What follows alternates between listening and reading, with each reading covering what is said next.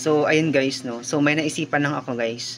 So, ngayon, paparating na dito yung jowa ko. Nandun na siya sa kalsada. So, ipaprank ko siya guys. Kunwari, bubuhusan ko siya ng tubig. So, magtatago ako sa likod ng pintuan. So, na ba yung tubig? Wait lang guys. So, ito guys.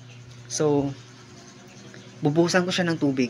So, magtatago ako sa likod ng pinto. Titignan natin kung ano yung magiging reaction niya. So, samahan niyo ako guys. So, ayun na guys, no, isi-set up ko lang yung camera. So, actually, nandun na siya guys, malapit na.